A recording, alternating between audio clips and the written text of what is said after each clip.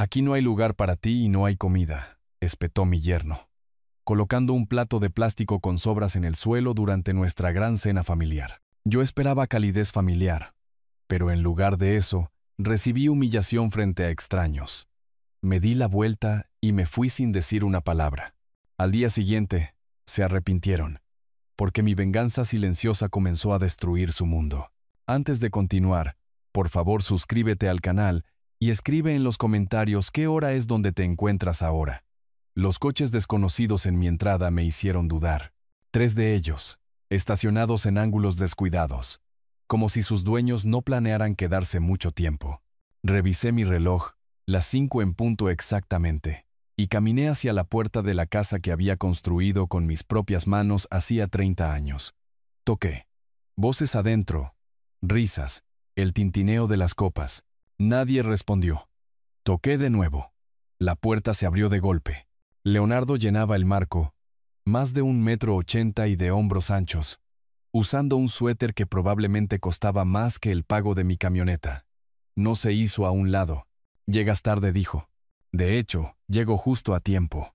Miró por encima de su hombro, luego a mí, como si estuviera calculando algo. Estamos en medio de la cena. Elena me invitó a las 5, mantuve la voz firme. Son las 5. Se encogió de hombros y finalmente se movió, pero no de forma acogedora, más bien tolerante. Entré a mi propia casa y me detuve. El comedor estaba lleno de extraños. 8, tal vez 9 personas que nunca había visto, todas sentadas alrededor de la mesa que yo mismo había restaurado la primavera pasada. Gente joven, de la edad de Leonardo, sosteniendo copas de vino y mirándome con leve curiosidad. El tipo de mirada que le das al pariente anciano de alguien que aparece durante una fiesta. Elena salió de la cocina llevando un tazón para servir. Mi hija, de 35 años y todavía hermosa como lo había sido su madre, los mismos pómulos altos, la misma forma cuidadosa de moverse, me vio y sus ojos se desviaron. Felices fiestas, cariño. Hola, papá. Su voz apenas cruzó la sala. Leonardo pasó a mi lado, tan cerca que su hombro rozó el mío. No fue accidental. Estamos a punto de comer. Apareciste en un momento incómodo. La invitación decía a las 5 en punto. Miré alrededor de la sala de nuevo, contando las sillas. Son las 5 en punto. Uno de los amigos de Leonardo, un tipo de unos 30 años con barba, levantó ligeramente su copa de vino. ¿Reconocimiento o burla? No pude saberlo. Una mujer a su lado susurró algo y ambos sonrieron. Escaneé la mesa. Pavo en el centro. Batatas. Un guiso de judías verdes. Panecillos. Cada silla ocupada. Cada puesto reclamado. ¿Dónde debo sentarme? La pregunta quedó flotando. Leonardo inclinó la cabeza, haciendo un espectáculo de inspeccionar su propio arreglo. Esa es una buena pregunta. Alguien rió nerviosamente. Una mujer con un suéter rojo dijo, quizás podamos meter otra silla. No es necesario. La voz de Leonardo tenía esa particular satisfacción de alguien a punto de soltar el remate de su broma. Tengo el lugar perfecto. Caminó hacia la cocina. Oí gabinetes abriéndose, algo de plástico raspando. Elena se quedó congelada junto a la mesa, todavía sosteniendo el tazón. Nuestras miradas se encontraron por medio segundo antes de que ella bajara la vista. Leonardo regresó con un plato de plástico. Del tipo barato, blanco con un borde endeble que usarías para el picnic de un niño. Pasó junto a la mesa del comedor, frente a todos sus amigos que miraban con expresiones inciertas, y lo puso en el suelo cerca de la puerta de entrada, justo ahí, en el piso de madera que yo mismo había instalado. Luego volvió a la mesa y comenzó a raspar. Tomó la cuchara de servir de la bandeja del pavo y dejó caer trozos secos en el plato de plástico. Añadió una cucharada de salsa espesa, algo de relleno que había estado reposando demasiado tiempo. Se movió metódicamente, como si lo hubiera planeado. Colocó el plato de nuevo en el suelo, se enderezó y sonrió. Justo aquí funciona para ti. Nadie se movió. La sala se había quedado en completo silencio, excepto por la respiración incómoda de alguien. ¿Qué estás haciendo? Dándote exactamente lo que mereces. Leonardo se cruzó de brazos. Siempre dijiste que no eras quisquilloso. El tipo barbudo soltó una breve risa. Luego se contuvo. Leonardo lo miró. ¿Algo gracioso sobre la familia cuidando de la familia? Miré a mi hija. Ella estaba mirando fijamente su propio plato, con las manos agarrando el tazón tan fuerte que sus nudillos se habían puesto pálidos, sus labios apretados. Ella lo sabía, sabía que esto iba a pasar, y no había dicho nada. Ese silencio dolió más que cualquier cosa que Leonardo hubiera hecho. Me quedé allí mirando ese plato de plástico con su montón de sobras, colocado exactamente donde pondrías comida para un perro. La casa se asentó a mi alrededor con sonidos familiares. La caldera encendiéndose, el refrigerador zumbando en la cocina. Sonidos que había escuchado durante 3 décadas. Yo había construido esta mesa. Había pagado por la comida que había en ella. Era dueño de cada ladrillo de estas paredes. El viejo Arturo se habría disculpado. Se habría reído. Habría hecho alguna broma sobre comer en la camioneta. Cualquier cosa para mantener la paz. El viejo Arturo habría llevado ese plato de plástico afuera y habría fingido que su yerno no era un hombre cruel y que su hija no era una cobarde. Pero algo en mí había cambiado. Algo se había vuelto duro y frío mientras estaba allí, observando la actuación de Leonardo. Miré a Elena una vez más. Seguía sin mirarme a los ojos. Me di la vuelta y caminé hacia la puerta. Sin gritos, sin súplicas. Solo un pie delante del otro. Mis hombros rectos, mi cabeza en alto. Detrás de mí oí el raspar de las patas de las sillas. Alguien carraspeando. Abrí la puerta y salí al porche. Antes de que se cerrara por completo, oí que las risas se reanudaban. Risas fáciles, aliviadas. La fiesta continuaba. Me quedé allí un momento en el frío de noviembre. Las llaves en mi bolsillo, las llaves de la casa de la que estaba excluido. Las llaves de la propiedad que aún poseía. Me subí a mi camioneta y no la arranqué de inmediato. A través de la ventana del comedor podía verlos a todos comiendo ahora. Pasándose los platos. Alguien sirviendo más vino. Leonardo se reclinó en su silla a la cabecera de la mesa, diciendo algo que hizo reír a todos. Mis manos encontraron el volante. Lo apretaron. Las luces de la casa brillaban cálidas contra el cielo que oscurecía. Giré la llave y me alejé. Pero algo se quedó atrás. Algo que había cargado durante demasiado tiempo. El peso de tratar de mantener la paz. Por la mañana supe que ese peso se habría ido. No recuerdo el viaje a casa. En un momento estaba saliendo de esa entrada. Al siguiente estaba de pie en mi propia cocina, todavía sosteniendo las llaves de mi camioneta. Mi apartamento, modesto, pagado, mío, se sentía vacío de una manera que nunca antes había sentido. La chaqueta todavía puesta, mis zapatos buenos también. Me quedé allí mirando a la nada. No a la nada. Estaba mirando años de decisiones que habían llevado a un plato de plástico en el suelo. En la encimera había una bolsa del supermercado. La comida para la cena que había recogido esa tarde. Pollo asado, puré de papas, salsa de arándanos, todavía sellado. Lo había olvidado por completo. Lo dejé allí y me moví a la mesa de la cocina. Me senté. Saqué mi computadora portátil. Las horas que siguieron tuvieron una extraña claridad, como si mi visión se hubiera agudizado. Abrí primero mi aplicación bancaria. Revisé 4 años de extractos, resaltando transacciones en mi mente. Vivir sin pagar alquiler. La casa que ocupaban tenía un valor de mercado de $1,500 al mes. 4 años. $72,000. La inversión empresarial. La startup tecnológica de Leonardo que iba a revolucionar algo u otro. Había extendido un cheque por $80,000. Él había firmado un pagaré, oficial y notariado. Ese documento estaba en mi archivador. Préstamos más pequeños. Ayuda de emergencia con deudas de tarjetas de crédito. Reparaciones de automóviles. Facturas médicas que su seguro supuestamente no cubría. Lo sumé todo. Otros $15,000. Quizás más. El total se asentó en mi mente como una piedra. $175,000. Mínimo. Me levanté y abrí el archivador. Encontré el pagaré en una carpeta etiquetada como Negocio Leonardo. Mi letra en la pestaña. Clara y esperanzada. El papel estaba impecable. Las firmas claras. Firmado. Fechado. Atestiguado. Siguiente carpeta. Documentos de propiedad. la escritura de la casa en la que vivían, titulada únicamente a mi nombre. La había comprado como propiedad de alquiler hacía 20 años. La mantuve cuidada. Planeaba usar los ingresos para mi jubilación. Entonces, Sara murió. Un ataque al corazón a los 59 años. Repentino y brutal. Y Elena necesitaba a su padre. O eso me había dicho a mí mismo.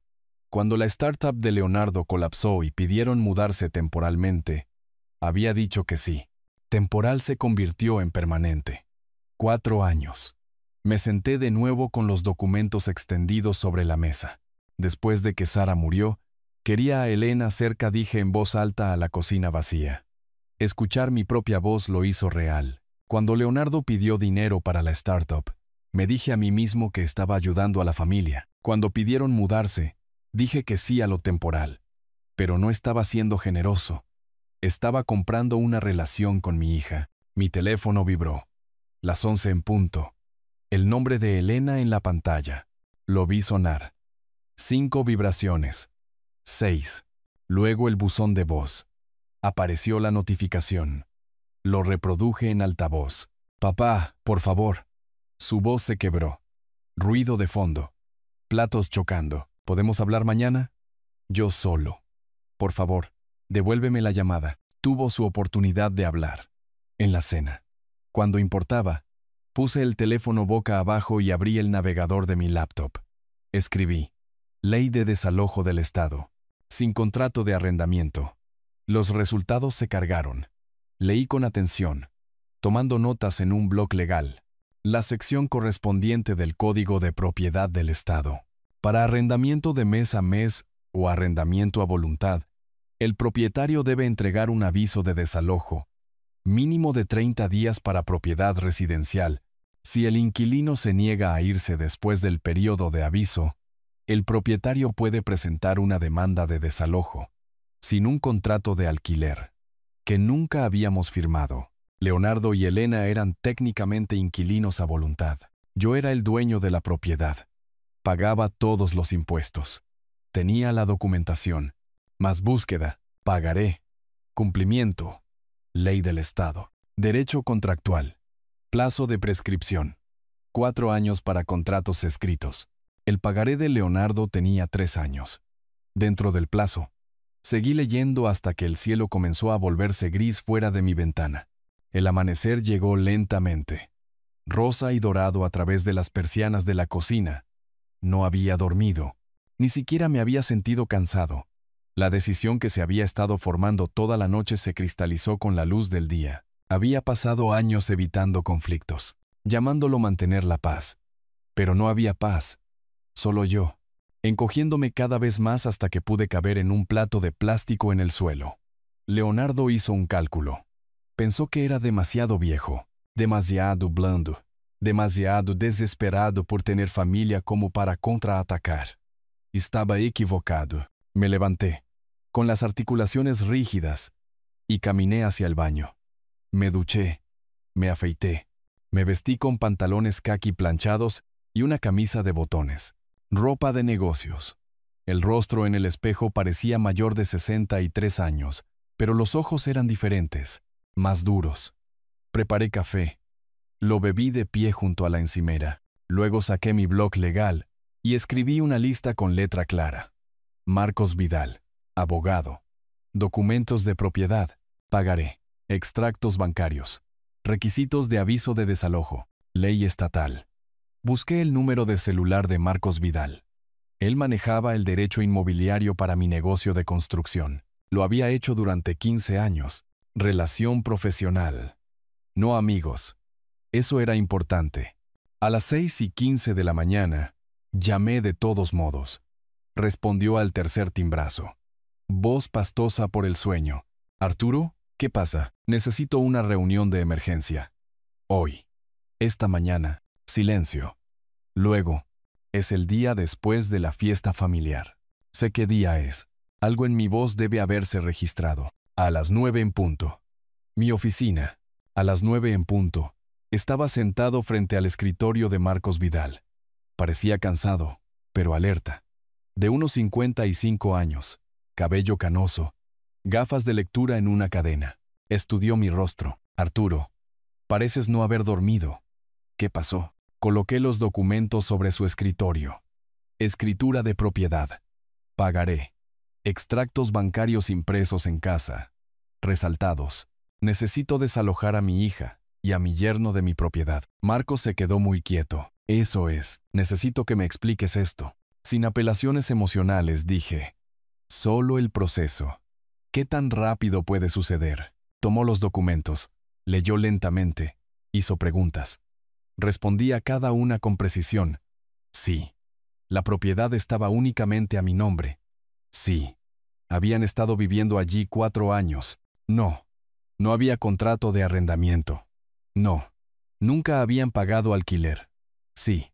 Yo había estado cubriendo todos los impuestos de propiedad. Seguros. Mantenimiento.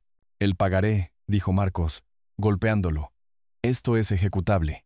Firmado. Notariado. Fechado. ¿Han hecho algún pago? 0. Se reclinó en su silla. La ley estatal es clara aquí. Aviso de desalojo. 30 días mínimo para residencial. Si se niegan, presentamos una demanda de desalojo en el tribunal de primera instancia. Generalmente toma otras 3 o 4 semanas. ¿Y el préstamo? Asunto civil separado. Presentaríamos una demanda por incumplimiento de contrato. Pero Arturo se quitó las gafas. Tengo que preguntar. ¿Estás seguro de esto?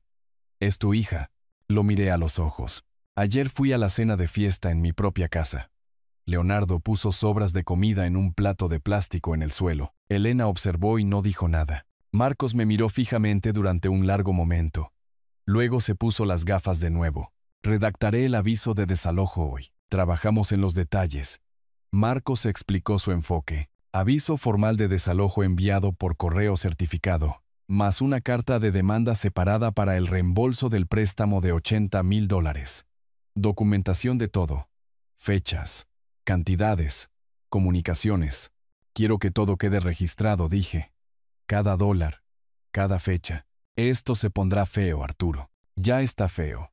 Solo lo estoy haciendo honesto. 1 hora después, firmé los documentos autorizando a Marcos a proceder. Enviaría las cartas certificadas el lunes. Hoy era viernes. Los tribunales estaban cerrados. Me levanté para irme, luego me detuve en la puerta de su oficina. ¿Qué cambió?, preguntó Marcos. Los has estado ayudando durante años. Finalmente vi lo que ellos veían cuando me miraban. Alguien a quien usar. Alguien que aceptaría cualquier cosa para evitar estar solo. ¿Y ahora? Ahora aprenderán lo que cuesta confundir la paciencia con la debilidad.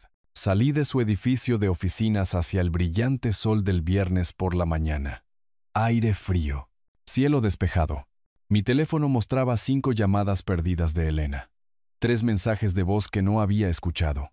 Abrí un mensaje de texto. Escribí con cuidado. Recibirán documentos legales el lunes.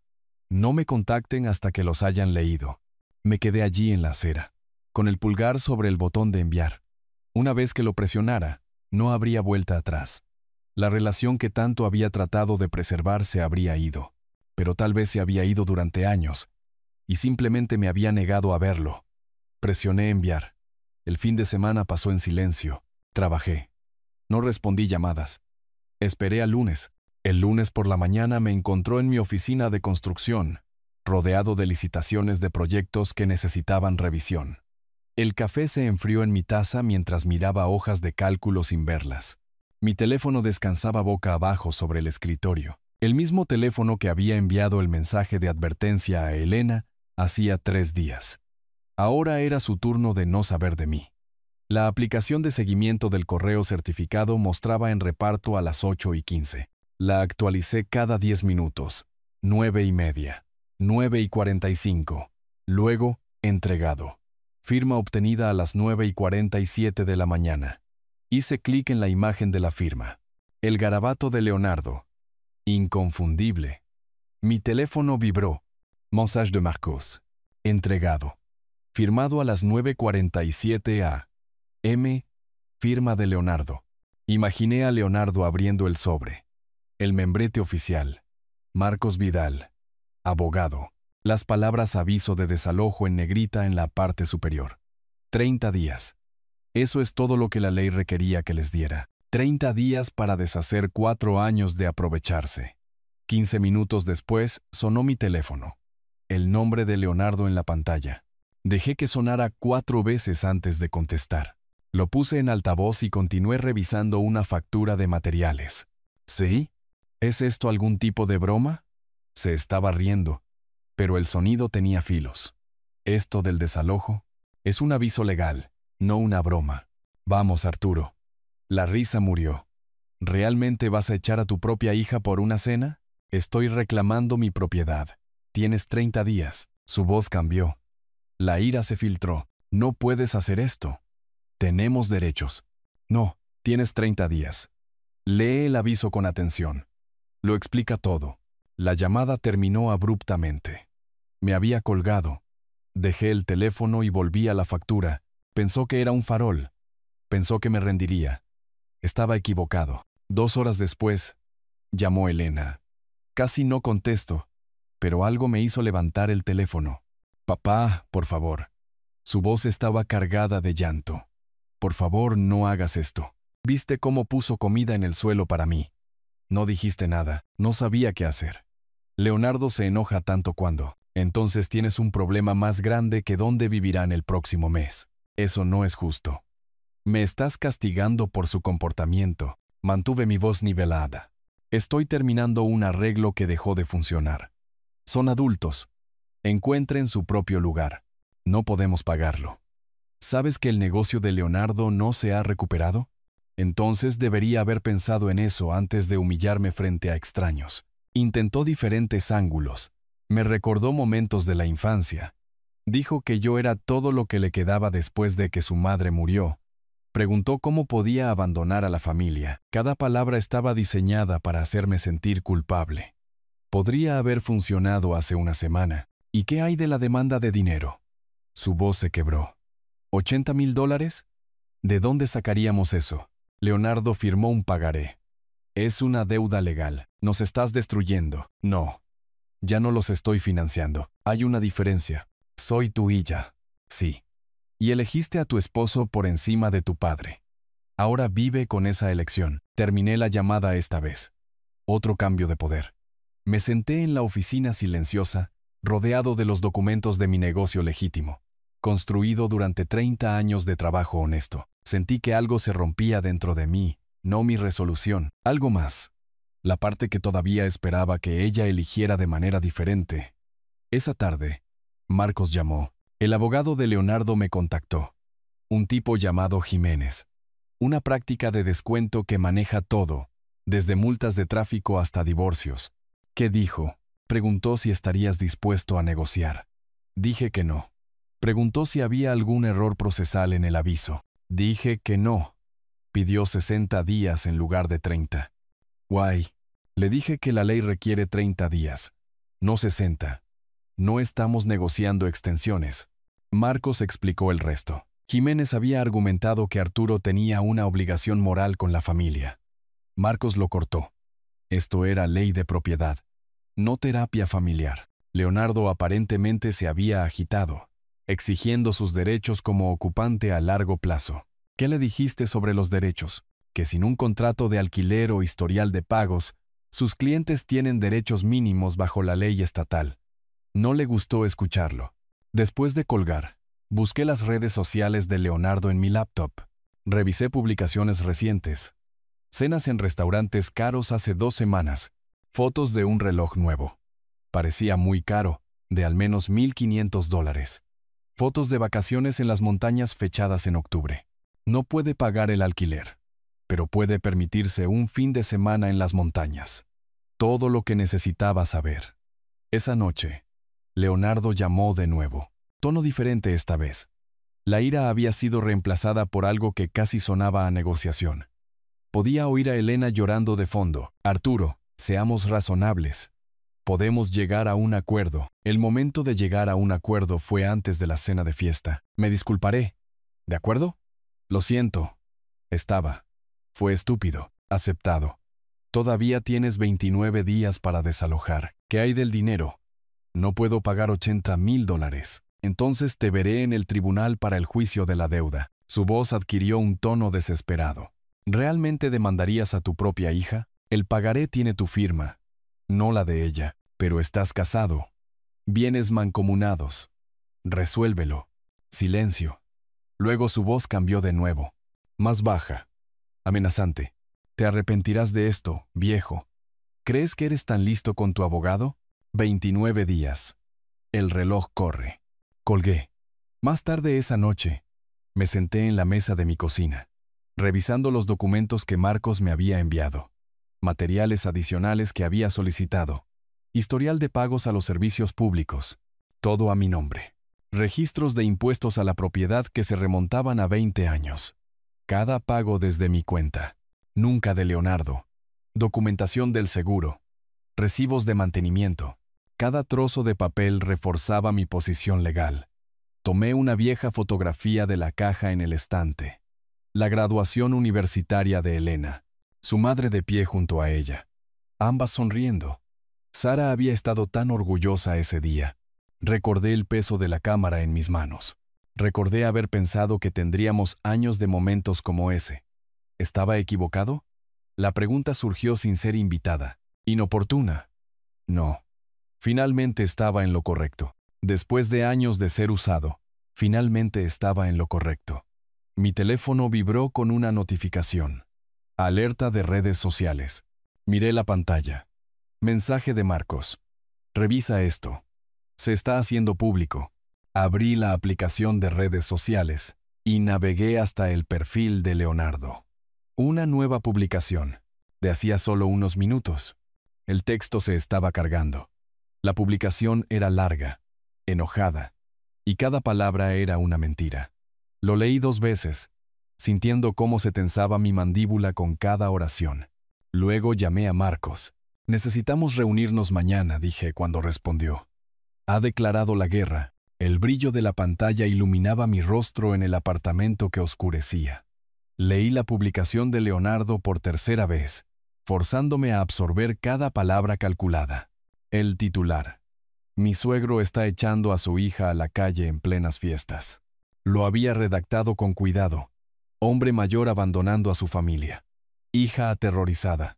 Desalojo en invierno. Cruel y despiadado. Cada frase diseñada para pintarme como un villano. Lo que no mencionó. La cena familiar. El plato de plástico. 4 años viviendo gratis.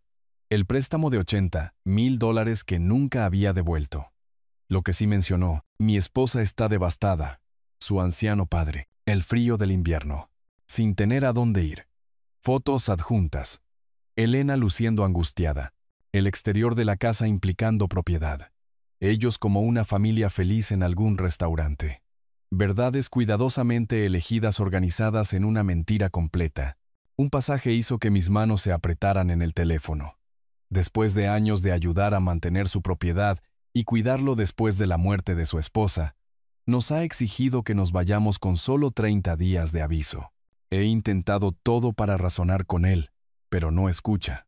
La familia debería significar algo, pero no para todos, supongo. La publicación ya tenía 47 comentarios, en su mayoría comprensivos, compartida 12 veces. Los comentarios pasaban. ¡Qué terrible! Demándalo. ¿Qué clase de padre hace esto? Enviando oraciones por ustedes. 3 comentarios de personas que conocía. Contactos de negocios. Vecinos. Cada palabra era técnicamente cierta. Y cada palabra era una completa mentira. Llamé a Marcos de inmediato. ¿Qué tan malo es esto? Para la percepción pública, bastante malo. Para nuestro caso legal, irrelevante. Personas con las que hago negocios están comentando, apoyándolo. No respondas. No te involucres. Eso es lo que él quiere. Una pelea pública que pueda capturar y usar en tu contra. Así que simplemente dejo que mientas sobre mí públicamente. Por ahora sí, respondemos en el tribunal, no en las redes sociales. Confía en mí en esto, Arturo. Apenas dormí. Al amanecer, la publicación de Leonardo tenía 200 comentarios. En la oficina de construcción el martes por la mañana, traté de concentrarme en el trabajo. Mi teléfono vibraba constantemente. Mensajes de texto de amigos preocupados, Mensajes enojados de extraños que habían visto la publicación, compartida y recompartida. Un viejo amigo. Arturo, ¿qué está pasando? ¿Viste la publicación de Leonardo? Llámame. Un antiguo cliente. Decepcionado de escuchar cómo estás tratando a tu familia. Número desconocido. Debería darte vergüenza. Esa es tu hija. Mi secretaria llamó a la puerta alrededor de las 10. 3 personas llamaron preguntando si el negocio es estable. Levanté la vista. ¿Qué? El cliente del proyecto Mayer quiere una reunión. Dijo algo sobre discutir la confiabilidad del contratista. Los susurros habían comenzado. Si le hizo eso a su familia, ¿qué pasa con los compromisos comerciales? Entonces Elena publicó su propio mensaje. Más corto, pero más emocional. Hija herida que no entendía la crueldad de su padre. La línea clave. Nunca pensé que mi propio padre elegiría el dinero por encima de su única hija. Había adjuntado una foto de infancia de nosotros dos en un parque. Ella, tal vez de 7 años, sentada sobre mis hombros, ambos riendo. Miré esa foto durante mucho tiempo. Más personas tomaron el lado de Leonardo. Nadie sabía la historia completa. Mis instintos gritaban que explicara, defendiera, contraatacara. El consejo de Marcos resonó. No te involucres. Alrededor del mediodía, llamó Débora Campos, mi contadora de la empresa de construcción, acceso a todos los registros financieros. Organizada, meticulosa. Nunca llamaba a menos que algo estuviera realmente mal. Arturo, necesito mostrarte algo. Podría no ser nada. ¿Qué es? Estaba conciliando cuentas y noté discrepancias, que se remontan a unos 18 meses. Mi estómago se apretó. ¿Qué tipo de discrepancias? ¿Recuerdas cuando Leonardo dijo que podía ayudar con el contacto a proveedores? ¿Le diste alguna información de contacto? Sí. Dijo que tenía experiencia en marketing. Silencio en la línea. Luego, ¿puedes venir a la oficina? Necesito mostrarte esto en persona. 20 minutos después, estaba sentado frente al escritorio de Débora mientras ella abría archivos en su computadora. Encontré irregularidades mientras preparaba los documentos de impuestos. Giró el monitor hacia mí. Leonardo estaba usando tus contactos comerciales. Se hizo pasar por tu socio o representante. La pantalla mostraba correos electrónicos. El nombre de Leonardo con la línea de firma de mi empresa. Tomó depósitos de 3 clientes para trabajos que nunca se realizaron. Hizo clic a través de la evidencia. Cliente 1, $12,000 por una adición a la casa. Cliente 2, $8,500 por una remodelación comercial. Cliente 3, $15,000 por la renovación de varias unidades. Total, $35,500. ¿Por qué estas personas no me contactaron directamente? Lo intentaron. Leonardo les dijo que estaba semi-retirado, que él manejaba los nuevos contratos. ¿Recuerdas cuando le diste acceso al correo electrónico para ayudar con ese problema de proveedores? Lo recordaba. Un inicio de sesión temporal hacía 18 meses, cuando había estado abrumado por la escasez de materiales. ¿Usó mi negocio para robar? Tengo todos los correos electrónicos. Firmaba como Leonardo Evans. Relaciones con socios. La gente asumió que era un negocio familiar legítimo. Mis manos se enfriaron. ¿Qué más? Débora dudó. Luego hizo clic en otra carpeta. Encontré algo más mientras sacaba los registros de propiedad para los impuestos. Leonardo presentó documentos en el condado hace 9 meses. Abrió un PDF, documento oficial del condado. Una escritura de donación transfiriendo la casa de mí a Leonardo. Requería mi firma notariada. La firma se parecía a la mía, pero el sello del notario era falso. ¿Por qué falló esto? El secretario del condado notó que el número de licencia del notario no coincidía con su base de datos. Los documentos fueron rechazados, marcados como sospechosos. Enviaron una carta a la dirección de la propiedad, la casa, donde Leonardo recibía el correo. ¿Y lo interceptó día? Parece que sí. No se presentaron cargos penales porque nunca lo viste. Nunca lo reportaste. Miré fijamente el documento falsificado.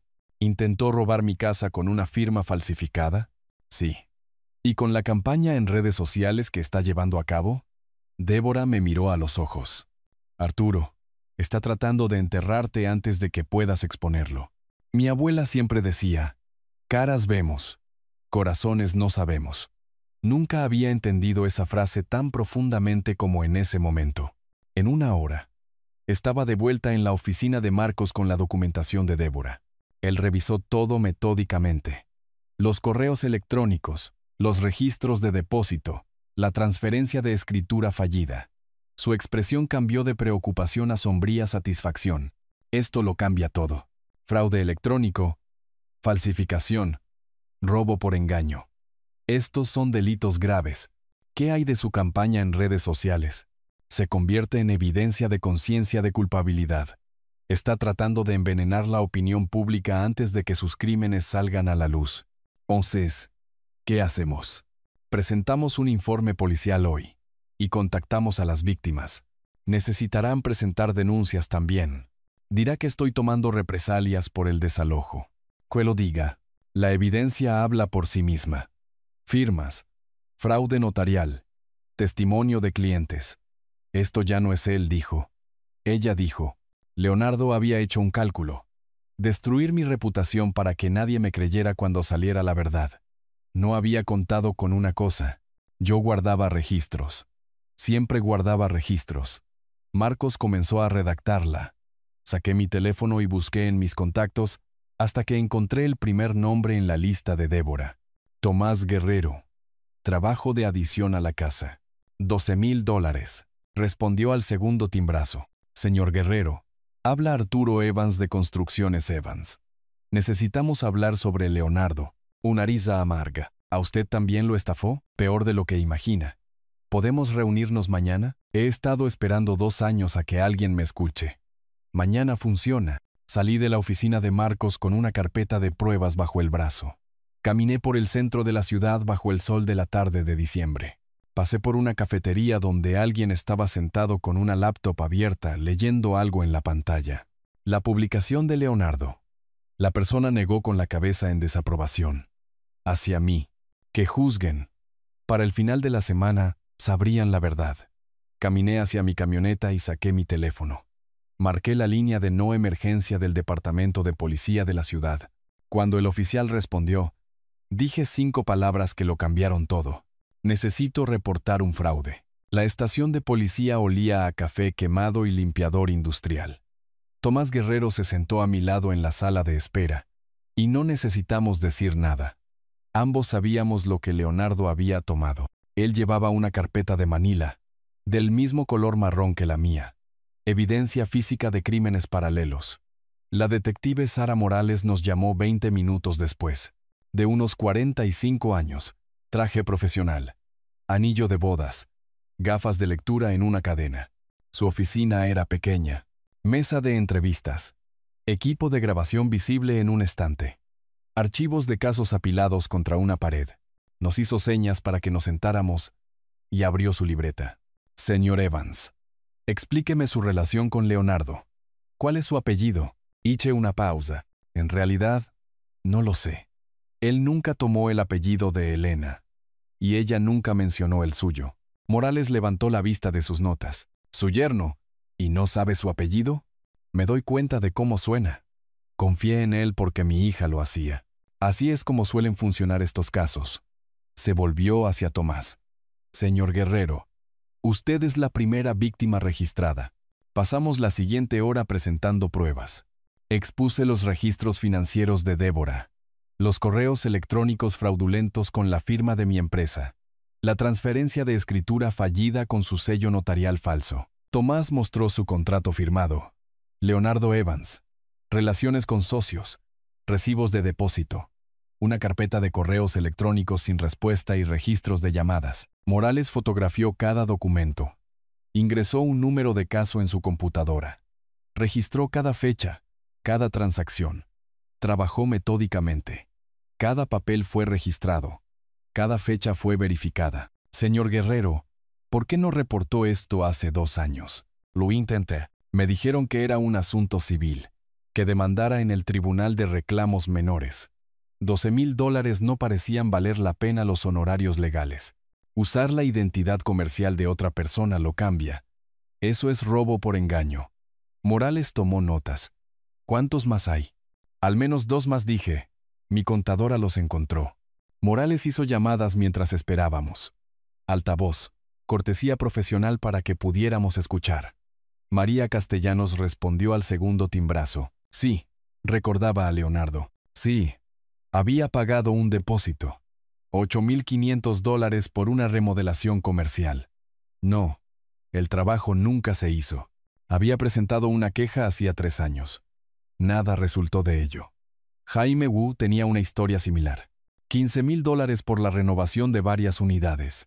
Promesas, luego silencio. Otra queja desestimada. Eso es un patrón, dijo Morales después de la tercera llamada. Se dirigió específicamente a clientes mayores. Usó la reputación de usted como tapadera. La comprensión se asentó sobre mí como agua fría. No solo robó dinero. Robó mi nombre, mi reputación, 30 años de trabajo honesto, y lo usó como una máscara. Temprano en la tarde. La detective Morales tenía suficiente para una solicitud de entrevista. Estaba de vuelta en mi oficina de construcción tratando de concentrarme en una factura de proveedores cuando Marcos llamó. Morales contactó a Leonardo. Entrevista voluntaria programada para mañana por la mañana a las 10. ¿Lo arrestarán? No de inmediato. Lo entrevistarán. Verán si admite algo. Ofrece una explicación.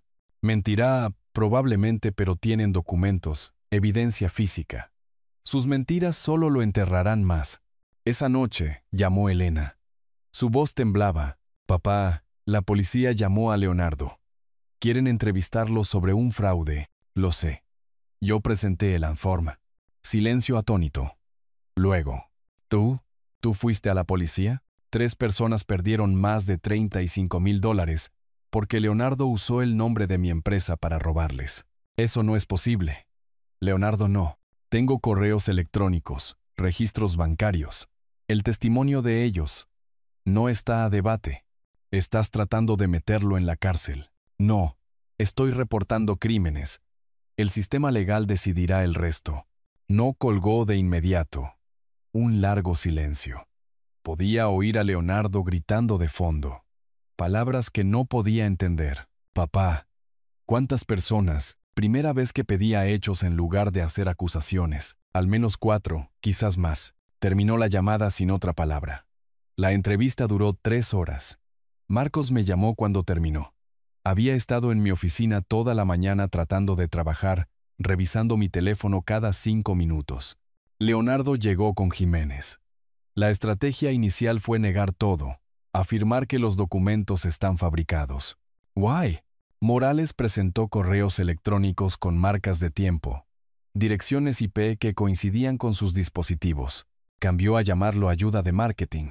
Dijo que hubo un malentendido sobre la autoridad. Cerré el archivo del proyecto en mi escritorio. ¿Qué hay de la escritura falsificada? Afirmó que la encontró así. Dijo que estaba haciendo preguntas sobre la transferencia de propiedad. No sabía que la firma era falsa. La voz de Marcos tenía una satisfacción apenas disimulada. Morales dijo que estaba sudando a mares al final. ¿Admitió algo? No directamente, pero su abogado parecía enfermo. Jiménez sabe que Leonardo está mintiendo y sabe que Morales lo sabe. ¿Qué pasa ahora? Ella lo está remitiendo a la oficina del fiscal de distrito. Probablemente tome algunas semanas para una decisión de cargos. Pero Arturo, esto es serio ahora. Fraude electrónico. Falsificación. Estos son delitos graves. Más tarde ese día, Débora llamó de nuevo. Encontré a otro. Un contratista llamado Esteban Ponce. Leonardo se le acercó afirmando ser tu sobrino. Necesitaba alquilar equipo. $6,000 en herramientas que nunca fueron devueltas. ¿Cuántos más hoy? No lo sé todavía. Estoy encontrando hilos por todas partes. Cada lista de contactos a la que Leonardo tuvo acceso, la estoy cruzando. Sigue buscando. Quiero que cada víctima obtenga justicia. Arturo, ¿cómo no viste esto? La pregunta que me había estado haciendo durante días. Confié en la familia. Él contaba con eso. Tarde esa noche. Sonó el timbre de mi puerta. No esperaba a nadie. Elena estaba afuera, sola. Primera vez que la veía sin Leonardo en meses. Parecía exhausta, con los ojos rojos de llorar. No pidió entrar. Solo se quedó en el umbral. ¿Es verdad? ¿Todo? Sí. Leonardo dijo que estás mintiendo, inventándolo para justificar el desalojo. Caminé hacia la mesa de mi cocina y tomé la carpeta que Morales me había dado. Copias de todo, informes policiales, declaraciones de víctimas, registros bancarios. Se la extendí. Léelos tú misma. Se quedó mirando la carpeta, pero no la tomó. No puedo. Si miro, tengo que ver. Ya lo ves.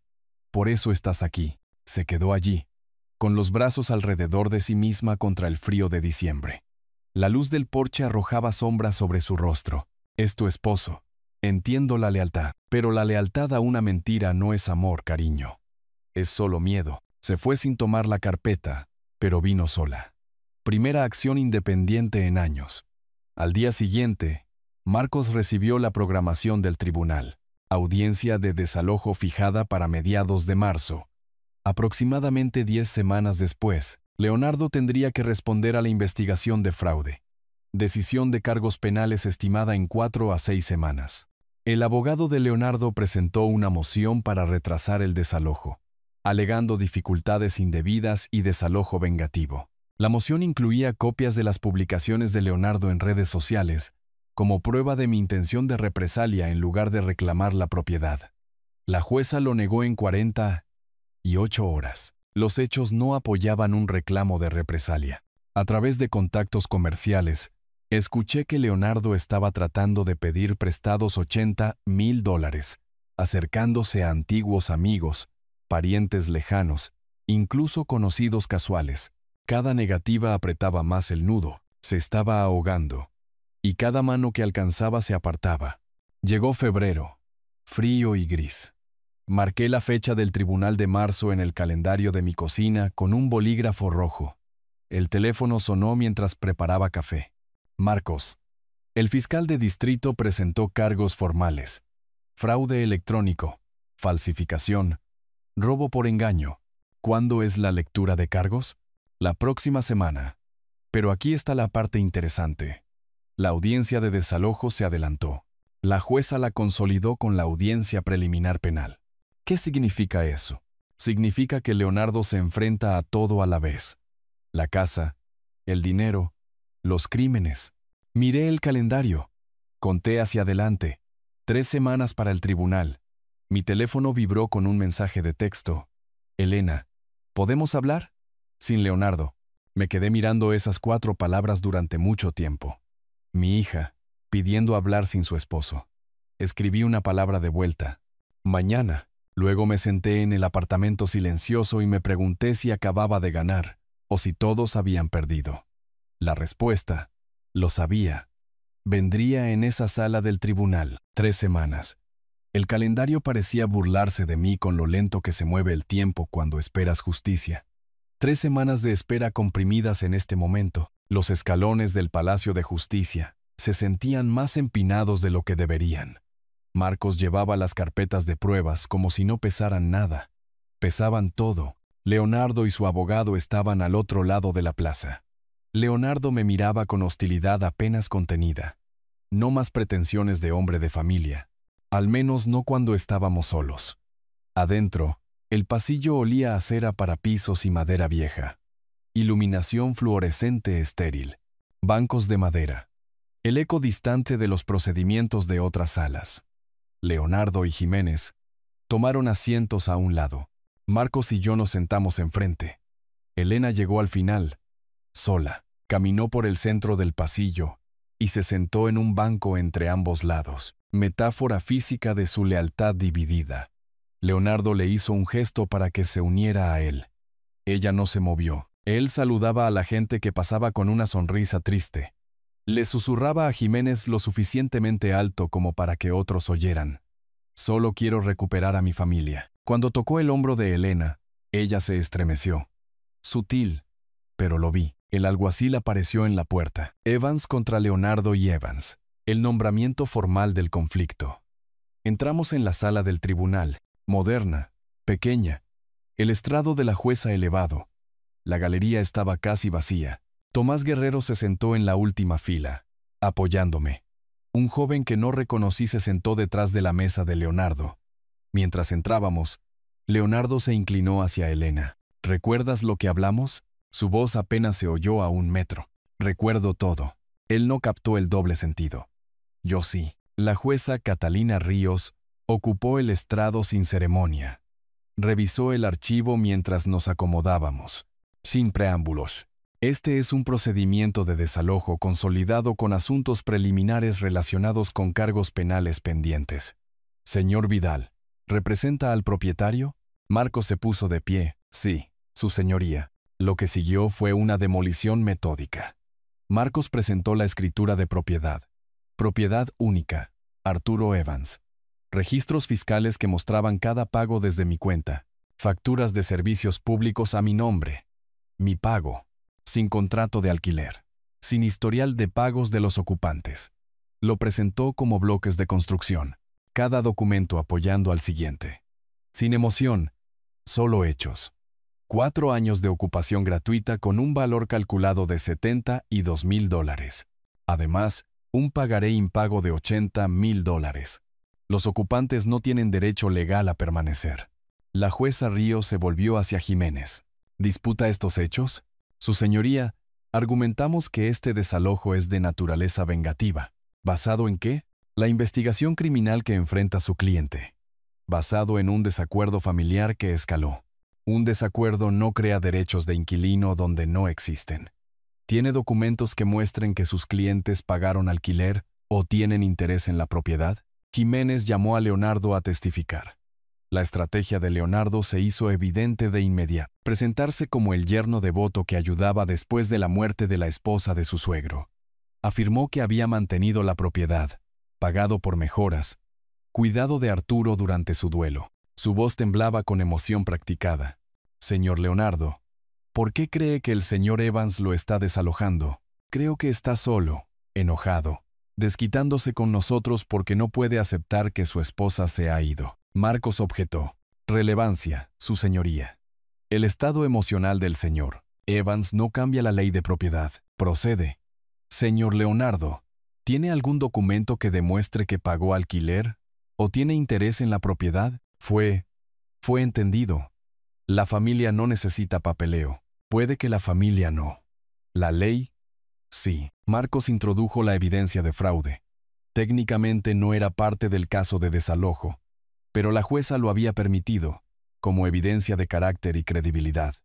El intento de escritura falsificada, los correos electrónicos comerciales fraudulentos, declaraciones de víctimas. La actuación de Leonardo se resquebrajó. Señor Leonardo, ¿intentó transferir la propiedad de la propiedad usando documentos falsificados? Eso es. El caso penal es separado. No tengo que responder. Se representó a sí mismo como socio de Construcciones Evans para obtener depósitos de clientes. Jiménez se puso de pie. Objeción. Derechos de la quinta enmienda. Puede negarse a responder, dijo la jueza Ríos. Pero este es un procedimiento civil. Puedo sacar inferencias. Leonardo se quedó en silencio, sudando. No hay más preguntas. La jueza Ríos convocó un receso de 15 minutos. En el pasillo, Leonardo acorraló a Elena cerca del bebedero. Necesitas testificar. Dile cómo tu padre nos abandonó. No creo que pueda hacer eso. ¿Qué? Vi los correos electrónicos. Leonardo, papá me los mostró. Usaste su empresa para robar. Él la agarró del brazo. Esas fueron decisiones comerciales que él no entiende. Él las cesafu. Falsificaste su firma en nuestra casa. Para protegernos. Para asegurar nuestro futuro. Robándole. Su voz se elevó. La gente en el pasillo se volvió a mirar. Eres tan patética como él. Debería haberte dejado hace años. La máscara había caído por completo. El rostro de Elena mostraba conmoción, dolor, pero también algo nuevo. Claridad. Leonardo vio que había perdido el control. Intentó suavizarse. Cariño, lo siento. Estoy estresado. Sabes que no quise decir. Sí, lo hiciste. Quisiste decir cada palabra. Se alejó de él. Se sentó sola en un banco, cubriéndose el rostro con las manos. Primera vez que el verdadero yo de Leonardo se mostraba frente a testigos. El tribunal se reanudó. El joven que había estado sentado detrás de Leonardo se había ido. Leonardo estaba sentado solo ahora. Elena permaneció en la galería, no en su mesa. La jueza Ríos había tomado su decisión. Este caso es sencillo. El señor Evans es el propietario absoluto de la propiedad. Los ocupantes no tienen contrato de arrendamiento, no han pagado alquiler y no tienen base legal para permanecer. La evidencia de intento de fraude y los cargos penales pendientes hablan de la credibilidad y la buena fe, o la falta de ella. Se concede el desalojo. Los ocupantes deben desalojar en un plazo de 14 días. Con respecto al pagaré, eso es un asunto civil separado. El señor Evans puede proceder con el cobro a través de los canales apropiados. Leonardo se puso de pie. Su señoría, por favor, no tenemos a dónde ir. 14 días es más que adecuado para encontrar una vivienda alternativa. Siguiente caso. El mazo cayó. Un sonido único y agudo.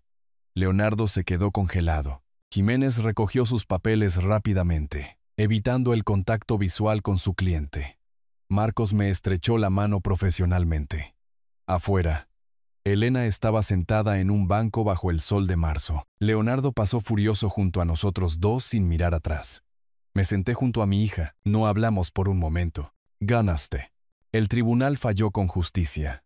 No es lo mismo. Él. Las cosas que me dijo ahí dentro, las oí. Tenías razón en todo. No quería tener razón. Quería estar equivocado. Se puso de pie. Insegura. Perdida. ¿Dónde te vas a quedar? Pregunté. No lo sé todavía. No. No con él. Saqué una tarjeta de visita. Escribí una dirección en el reverso. Esta es una propiedad de alquiler a corto plazo que tengo. Está vacía. Quédate allí mientras resuelves las cosas. Sin alquiler el primer mes. Tomó la tarjeta. Las lágrimas corrían por su rostro. Miró la tarjeta, luego a mí, y vi a mi hija de nuevo por primera vez en años. No la esposa de Leonardo, no la posesión de alguien. Solo Elena. Gracias, susurró. Asentí y caminé hacia mi camioneta. Marcos esperaba junto a su auto, con el teléfono ya afuera. El fiscal quiere hablar, dijo. El abogado de Leonardo está preguntando sobre un acuerdo de culpabilidad. Esto se está moviendo rápido ahora. Miré hacia el Palacio de Justicia. Leonardo no se veía por ningún lado.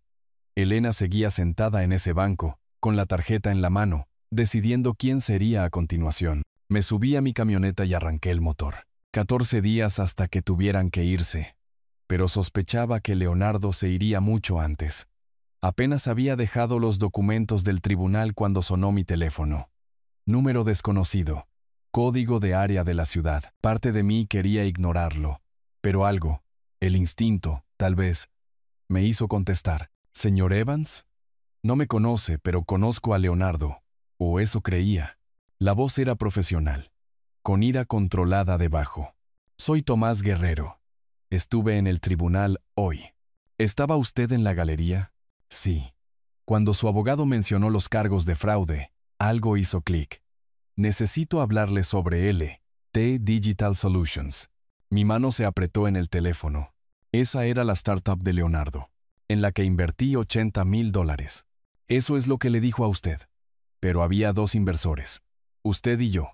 Me sacó $35,000 para equipo y software. Nunca vi $1 de vuelta. Las piezas conectaron. ¿Cuándo? Hace 2 años. Se me acercó con esta idea de aplicación revolucionaria. Mostró proyecciones, investigación de mercado. Todo fabricado, me doy cuenta ahora. Usó la inversión de usted como prueba de viabilidad. Dijo, mi suegro cree en esto. La compañía existió 6 meses. No produjo nada. Se disolvió silenciosamente. ¿Por qué no lo persiguió? $35,000 dolieron, pero no estoy arruinado. Lo achaqué a una mala inversión. Pero al escuchar que hizo lo mismo con clientes de construcción, usó el nombre de usted. Me di cuenta de que era deliberado. Ya enfrenta cargos. Fraude electrónico, falsificación. Añada el mío a la lista. Quiero que rinda cuentas por cada mentira. Le di el número de Marcos y llamé a mi abogado inmediatamente después. Esto es bueno, Arturo. La voz de Marcos tenía energía. Bueno, no bueno, pero legalmente fuerte. Muestra sofisticación, premeditación. ¿A cuántas personas lastimó? Tenemos hasta 7 víctimas documentadas ahora. Daños totales que superan los $100,000. El número se asentó en mi pecho como una piedra. Lo traje a mi vida. Se lo presenté a mis contactos comerciales. Yo hice esto posible. No, él tomó sus decisiones. Usted fue un recurso que explotó. Hay una diferencia. La mañana siguiente trajo un tipo diferente de llamada. Lasra, Lee, mi vecina cerca de la propiedad. Una mujer mayor que había vivido en esa calle durante 40 años. Arturo, querido, veo un camión de mudanzas en tu casa. ¿Se están llevando tus cosas? ¿Qué cosas? Muebles. Recuerdo ese juego de comedor. Lo tenías antes de que ellos se mudaran. ¿El escritorio antiguo de tu oficina? La comprensión me golpeó como agua fría. Estoy en camino. Llame a la policía. Dígales que hay un robo en proceso. Rompí 3 leyes de tránsito para llegar allí. No me importó. El camión de mudanzas estaba en la entrada, con la puerta trasera abierta. Leonardo dirigía a 2 hombres que cargaban muebles, mis muebles. El juego de comedor que había pertenecido a mis padres. El escritorio que yo mismo había restaurado. Herramientas del garaje. Equipo de jardinería. Estaba vendiendo mi propiedad para recaudar dinero. Bloqueé la entrada con mi camioneta. Leonardo me vio. Su rostro cambió del pánico al desafío. Los ayudantes de la mudanza dejaron de trabajar, sintiendo problemas. Esa es mi propiedad. Devuélvanla. Está en mi casa. Mi posesión. ¿Tu casa? Te quedan 13 días. Ese mobiliario es anterior a ti por 20 años. Pruébalo. Fotos. Recibos. Los documentos de la herencia de mis padres. ¿Quieres añadir robo a tus cargos? Uno de los hombres de la mudanza miró a Leonardo. Oye, dijiste que esto era tuyo. Lo es. Él está mintiendo. El oficial Hayes llegó. El mismo oficial que había manejado la documentación del desalojo. Tomó declaraciones mientras yo buscaba fotos en mi teléfono. Los mismos muebles, visibles en fotos familiares fechadas. Fotos de Navidad de antes de que Sara muriera. Imágenes con marca de tiempo de años antes de que Leonardo entrara en nuestras vidas. Lasra le proporcionó testimonio como testigo. Ella me había visto mover esos muebles a la casa hacía 2 décadas. Los ayudantes confirmaron que Leonardo los contrató. Afirmó ser dueño de todo. Hayes les dijo que descargaran todo de nuevo adentro. Leonardo intentó discutir. Su voz subiendo. Sigue así y te arrestaré por obstrucción, advirtió Hayes. Leonardo se desinfló. Vio cómo su plan de escape se deshacía. Señor Leonardo, estoy documentando este incidente. El fiscal de distrito será notificado. Intentó robar y vender propiedad que no es suya. Leonardo se volvió hacia mí, vicioso. Has destruido mi vida. ¿Para qué? ¿Tu preciosa casa? Tú destruiste tu propia vida. Yo solo dejé de permitir que destruyeras la mía. Hayes cerró su libreta. Señor Leonardo, le sugiero que se concentre en desalojar pacíficamente. Se le está acabando la buena voluntad con el sistema legal. Los hombres de la mudanza se fueron sin cobrar. Leonardo no tenía dinero. Los muebles volvieron a estar dentro de la casa. El oficial Hayes archivó su informe y se fue. Leonardo se quedó en el porche. Yo me quedé junto a mi camioneta. Me miró con puro odio. No sentí nada, ni ira, ni satisfacción. Solo finalidad. Había pasado meses enojado. Ahora solo quería que se fuera. Los siguientes 6 días fueron tranquilos, demasiado tranquilos. Contraté a un cerrajero para cambiar las cerraduras el día de la mudanza.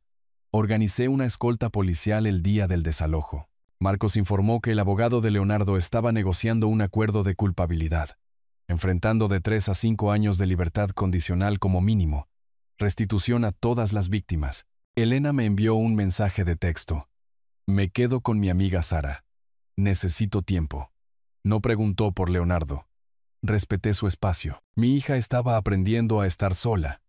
No interrumpiría eso. En el 14º día, llegué a la casa al amanecer. El oficial Hayes ya estaba allí. Por casualidad, el mismo oficial de nuevo. La casa parecía abandonada. Ventanas oscuras. Ningún coche en la entrada. Leonardo se había ido durante la noche, sin dirección de reenvío.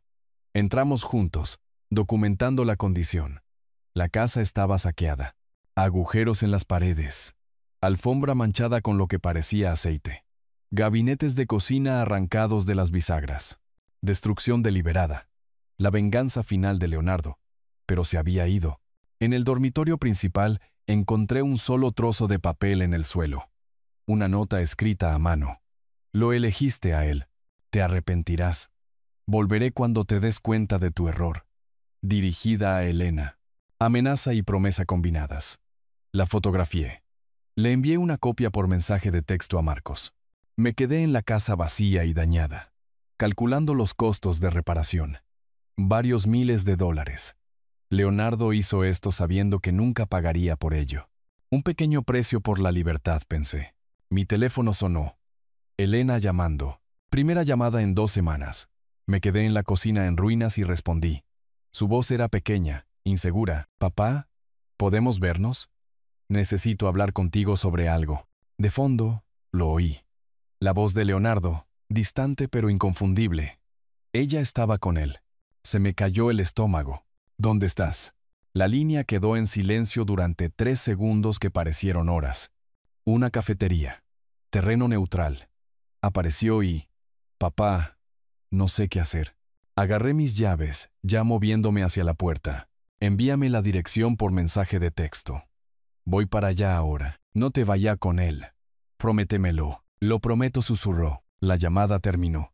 Corrí. A través del cristal de la ventana, pude ver la geometría de la tensión. Elena en una mesa, Leonardo cerca en otra, y una mujer joven que no reconocí sentada entre ellos como un amortiguador. Empujé la puerta. La campanilla sonó. Los 3 se giraron. El rostro de Leonardo se endureció. Elena pareció aliviada. La joven se puso de pie protectoramente. «¿Lo llamaste?»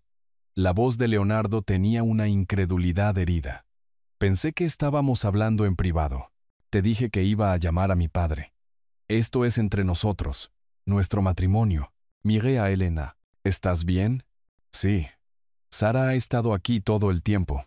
La joven Sara asintió. «Apareció hace 20 minutos. Pidió hablar». Elena dijo que solo en público conmigo presente. Leonardo se volvió hacia mí. «Esto no te concierne.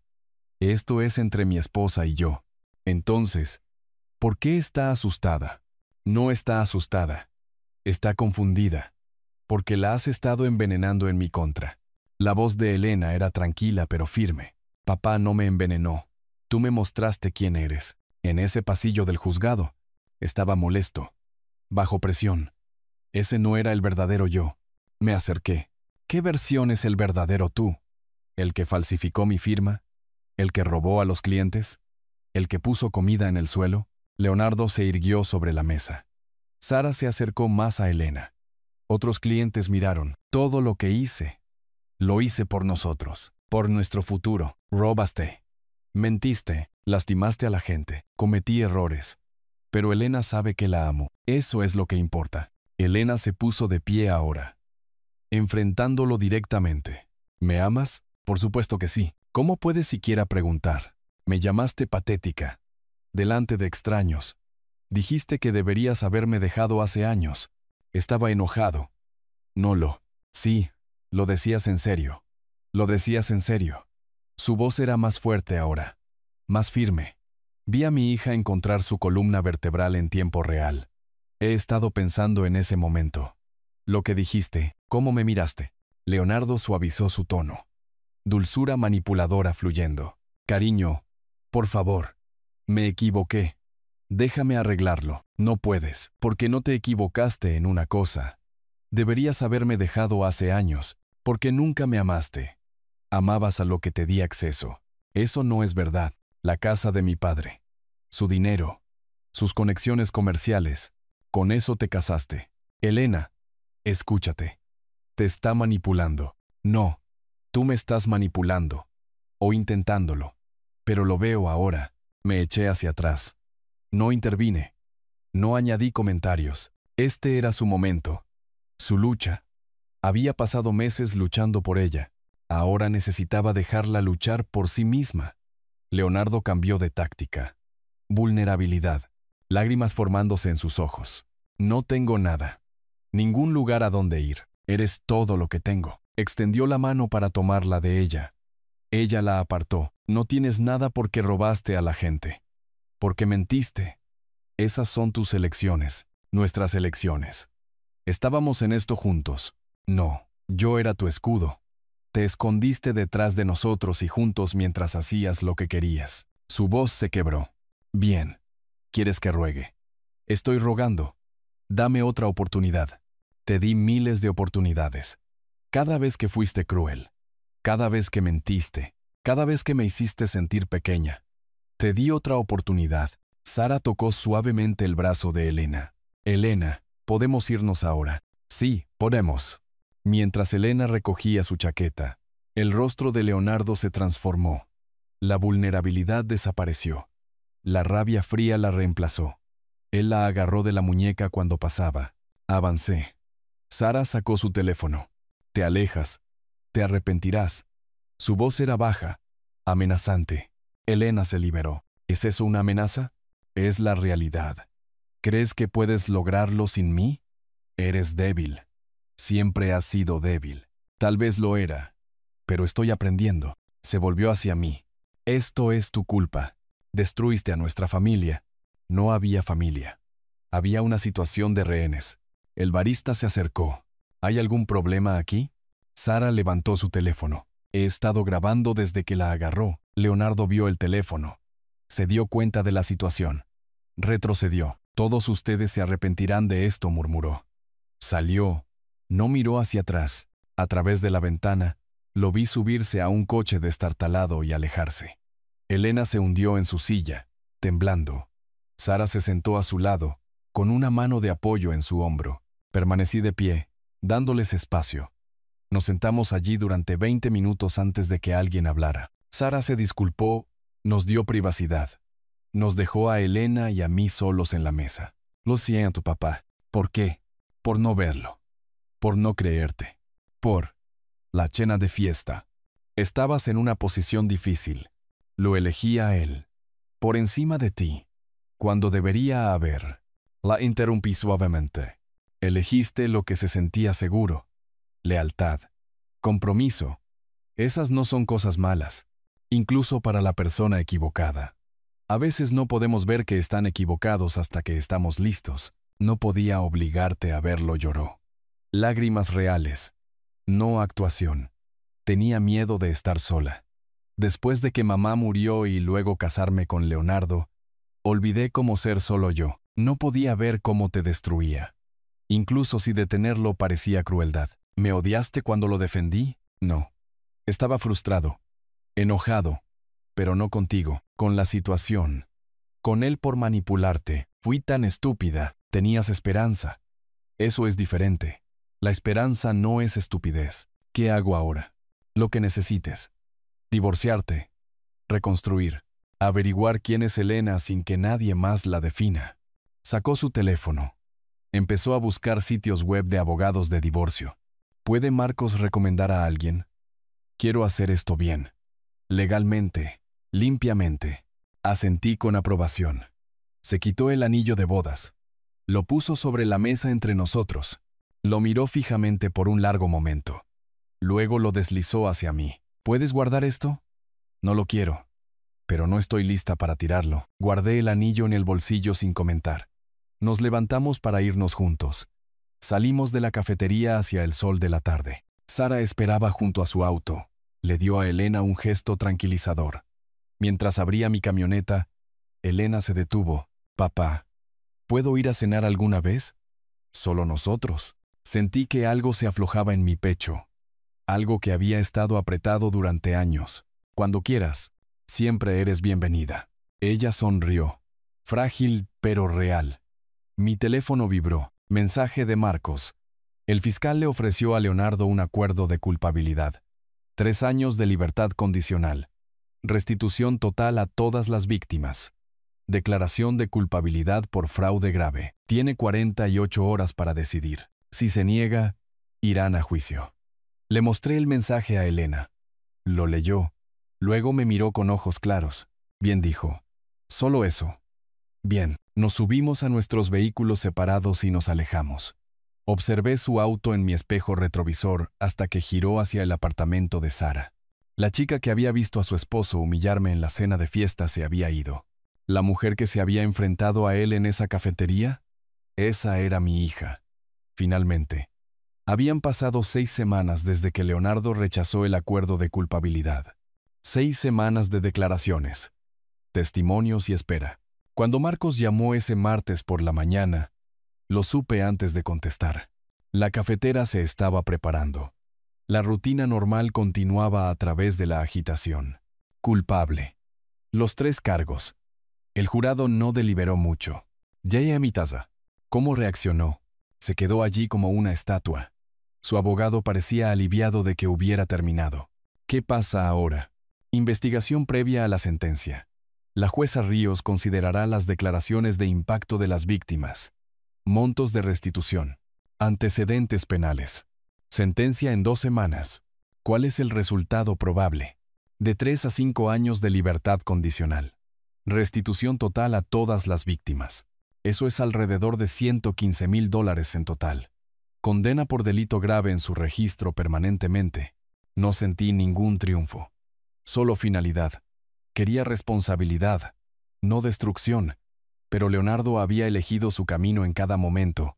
Marcos estaba coordinando con las otras víctimas. Tomás Guerrero, María Castellanos, Jaime Wu, y los demás recibirían restitución a través de un plan de pago. La oficina del fiscal requería que Leonardo pagara en cuotas durante su período de prueba. Si fallaba, se violaría la libertad condicional. Posible tiempo en la cárcel. Tomás llamó esa tarde. Escuché. Veredicto de culpabilidad. Sí. Marcos dice que la restitución es parte de la sentencia. Ya no me importa el dinero. Me importa que no pueda hacerle esto a nadie más. El registro de delito grave lo seguirá. Cada verificación de antecedentes de solicitud de empleo. Bien. Tal vez eso le enseñe que existen las consecuencias. Más tarde ese día, llamó Elena. Su voz era apagada. Papá. Escuché sobre el veredicto. Pensé que lo harías. Yo no sé cómo sentirme. No tienes que sentirte de ninguna manera en particular. Es complicado. Parte de mí está aliviada. Parte de mí se siente culpable. Como si ¿debería saber qué? ¿Detenerlo hace años? Todos pasamos por alto las señales. Estaba casada con él.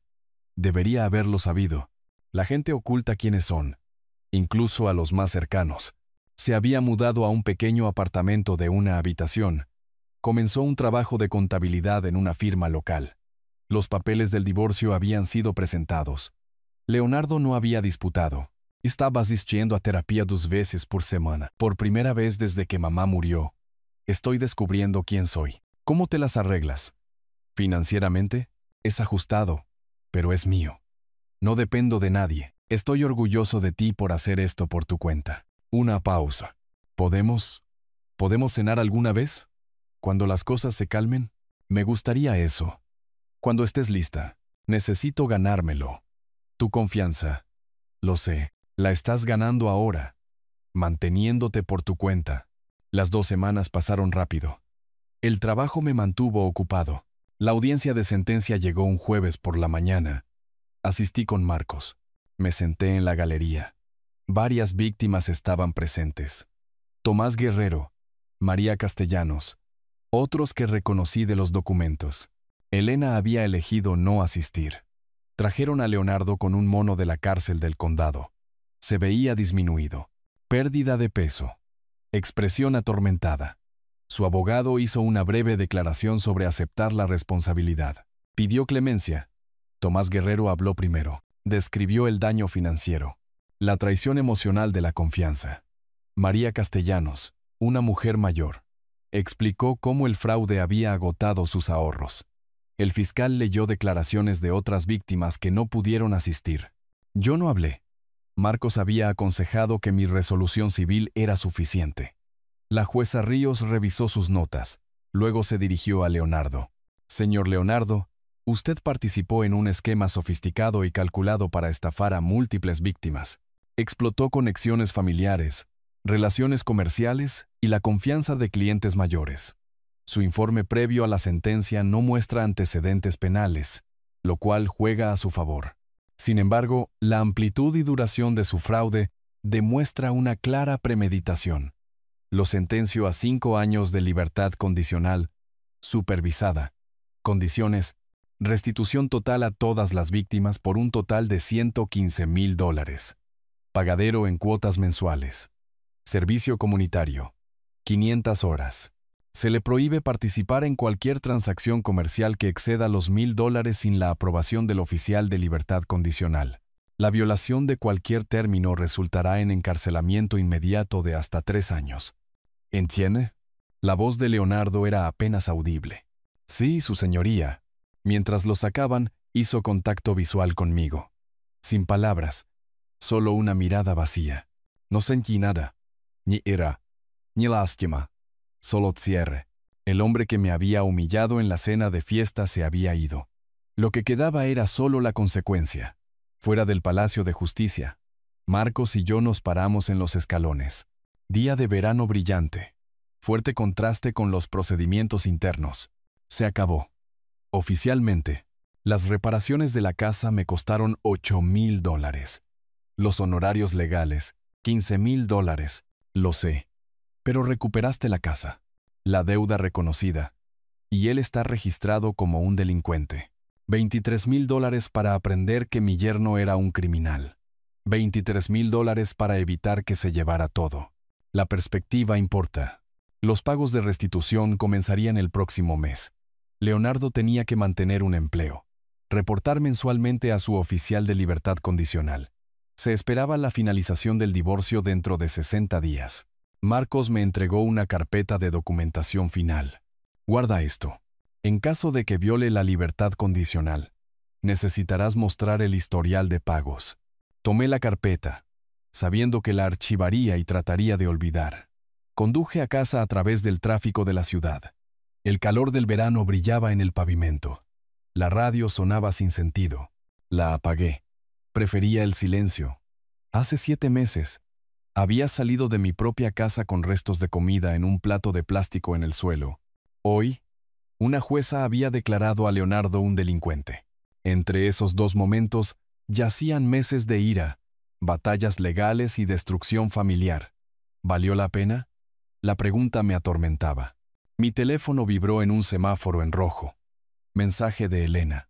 Sé que hoy fue la sentencia. ¿Estás bien? Miré el mensaje. Luego escribí. Sí. ¿Tú estás bien? Su respuesta llegó rápidamente. Estoy en eso. ¿Podemos hablar este fin de semana? Escribí. Cena del domingo. Mi casa. Yo cocino. Su respuesta. Un simple emoji de corazón. Reconexión tentativa. Llegué a casa y estacioné en la entrada. Miré la casa. Reparaciones completadas. Césped mantenido. Propiedad mía de nuevo. Saqué mis llaves y caminé hacia la puerta. La abrí y entré. La casa estaba en silencio. Vacía, pero mía. Dejé mis llaves, aflojé mi corbata, caminé hacia la cocina. La cafetera estaba en la encimera, lista para la rutina de mañana. A través de la ventana, podía ver a mi vecino, Bruno, trabajando en su jardín. Vida normal. Continuando, saqué mi teléfono y abrí un nuevo documento. Escribí un título. Cuando la familia se convierte en una amenaza. ¿Cómo protegí mi vida? Si mi historia pudiera ayudar a otra persona a reconocer las señales de advertencia, tal vez el dolor tenía un propósito. Empecé a escribir. Las palabras fluyeron más fácil de lo que esperaba. Tal vez porque había vivido cada una de ellas. Afuera, el sol de verano se estaba poniendo. Adentro, finalmente estaba en casa. El calor de agosto aún no se había roto. Pero a las 6:30 de la mañana, el aire todavía era soportable. Me paré en mi porche delantero, el mismo porche donde había estado la última cena de fiesta, excluido de mi propia vida, y sentí la diferencia. 9 meses. Eso es lo que me llevó a reclamar mi vida. Leonardo estaba cumpliendo libertad condicional, haciendo sus pagos de restitución. Marcos enviaba actualizaciones trimestrales. Elena vivía de forma independiente, trabajando, sanando lentamente. La casa había sido reparada. Mi negocio estaba estable. Débora todavía manejaba los libros diligentemente. El costo financiero, $23,000 en honorarios legales y reparaciones, pero el pagaré de $80,000 se estaba pagando mensualmente. La perspectiva importaba. Bruno apareció en su jardín adyacente. Me notó con mi café. Buenos días, Arturo. Me alegra verte relajado. Se siente extraño. Estar relajado. Recuerdo el otoño pasado. Parecías llevar el mundo sobre tus hombros. ¿Qué cambió? Lo solté. Me di cuenta de que no tenía que cargar con las decisiones de otras personas. ¿Tu hija está bien? Mejor. Cenamos la semana pasada. Está encontrando su camino. Se necesita fuerza para hacer lo que hiciste. Poner límites con la familia. No se sintió como fuerza en ese momento. Se sintió como supervivencia. Mi teléfono vibró. Mensaje de Elena. Foto adjunta. Ella en un escritorio con un certificado de empleada del mes. Texto breve. Pequeñas victorias. ¿Cena este domingo? Estudié la foto. Mi hija sonriendo. Felicidad genuina. Sin tensión. Escribí. Orgulloso de ti. El domingo funciona. ¿Mi casa o restaurante? Su respuesta. Tu casa. Llevaré postre. Postre de verdad. No comprado en tienda. Espero con ansias. Habíamos cenado 6 veces en 3 meses. Todavía cuidadosos el uno con el otro. Todavía reconstruyendo. Ella nunca preguntó por Leonardo. Yo nunca lo mencioné. Ese capítulo estaba cerrado para ambos. A veces veía destellos de la hija que había conocido antes. Ingenio rápido. Risa genuina. Otras veces veía a alguien nuevo, alguien más fuerte. 1 hora después, Marcos llamó. Solo quería actualizarte. Leonardo ha hecho 3 pagos de restitución. A tiempo. Eso es. Bueno, el divorcio finalizó la semana pasada. Elena recibió los papeles. Lo mencionó. Parecía aliviada más que nada. Todos los asuntos civiles resueltos. A menos que viole la libertad condicional, terminaste con los tribunales. Gracias, Marcos. Por todo. Tú lo hiciste fácil. Tenías documentación, paciencia, y nunca dejaste que la emoción anulara la estrategia. No siempre se sintió estratégico. Las mejores estrategias rara vez lo hacen. Después de que Marcos colgó, volví a mi laptop. Había estado escribiendo un relato detallado de mi experiencia. No por venganza o humillación pública, sino como advertencia y guía. El título del documento decía, Cuando la familia se convierte en una amenaza, reconociendo el abuso financiero y protegiendo tus activos. Había esbozado las señales de advertencia a miembros de la familia viviendo gratis indefinidamente, préstamos sin papeleo, aislamiento de otras relaciones. Las protecciones legales, documentación, registros de propiedad, pagarés, las tácticas de manipulación emocional, los pasos a seguir. No estaba escribiendo esto para mí. Lo estaba escribiendo para el hombre de 70 años en algún lugar que se sentía atrapado. Para la mujer mayor cuyos hijos esperaban que muriera para poder heredar. Para cualquiera que piense que familia significa aceptar el abuso. Hice una pausa, mirando una foto enmarcada en mi escritorio. La joven Elena, tal vez de 5 años, sentada sobre mis hombros en un parque, ambos riendo, la misma foto que había mirado durante los momentos más oscuros. Esa niña todavía existía en algún lugar de mi memoria, pero no iba a volver.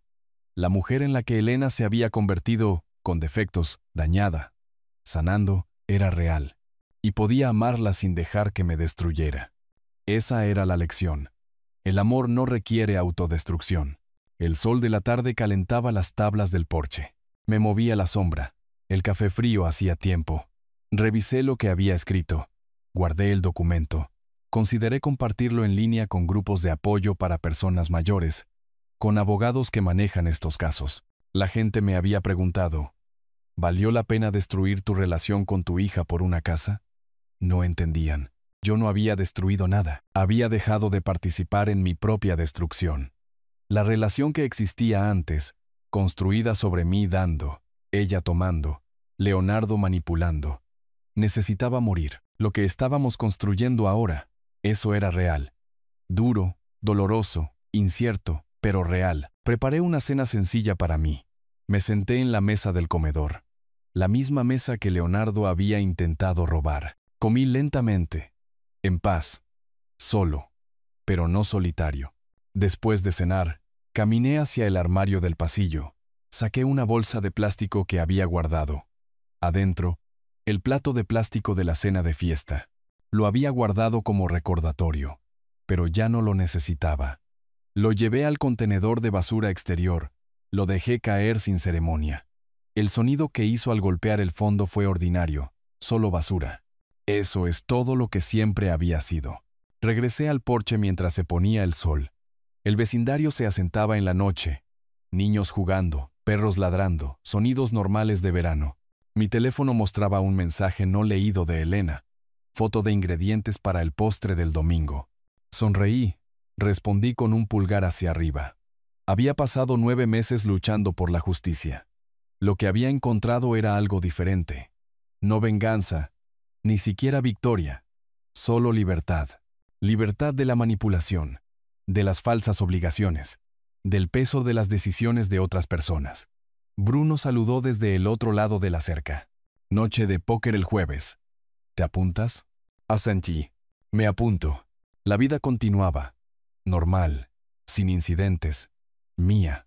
Me quedé en ese porche hasta que se encendieron las luces de la calle, viendo a mi vecindario existir a mi alrededor. En algún lugar de la ciudad, Leonardo estaba viviendo la vida que sus elecciones habían construido, y no tenía nada que ver conmigo. En algún lugar más cerca, Elena probablemente estaba haciendo su postre, practicando recetas, desarrollando competencias en pequeñas formas.